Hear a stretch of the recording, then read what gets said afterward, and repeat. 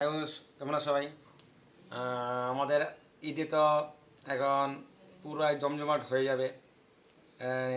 আমাদের কালকে সিয়াম আহমেদ অভিনীত জঙ্গলি মুভি টিজার এসে পড়েছে।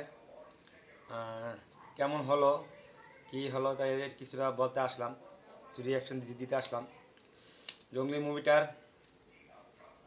অসাধারণ কালার গ্রেডিং হয়েছে। আর মুভিটার মধ্যে একটা তামিল স্টাইল ফিল পাওয়া যায়।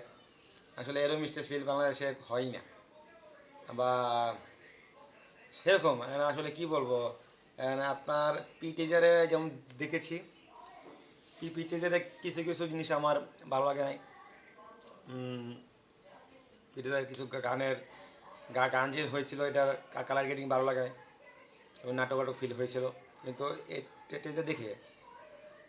টেজার দেখে আমার অনেক আসলে সব ভুল ধারণা হয়ে গেছে, ভুল হয়ে গেছে। অসাধারণ টিজার।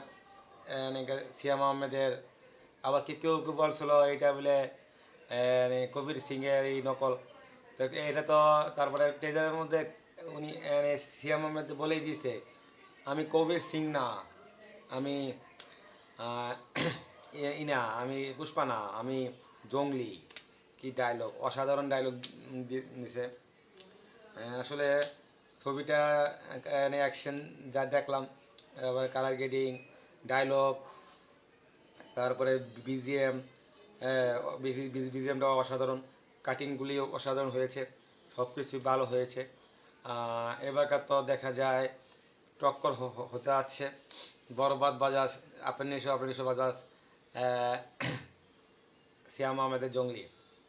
অসাধারণ হবে আমার মনে হচ্ছে। এবার ঈদটা একটা জম্মে ক্ষীর হয়ে যাবে। এরকম তিনটা অ্যাকশন ধর্মী ছবি আসলে বাংলাদেশে কমই আসছে।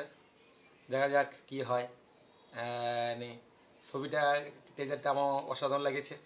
আপনাদের কেমন লাগেছে বলবেন, আর বাংলা ছবির পাশে থাকবেন। আর টিজারটা আসলে কি বলবো, এমন স্টাইলের টিজার আমি এর আগে দেখিনি। আর বেশি কথা বাড়াবো না, ভিডিওটা বেশি লম্বা করবো না।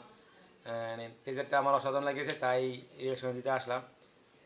রাখলাম, ভালো থাকবেন সবাই, টাটা।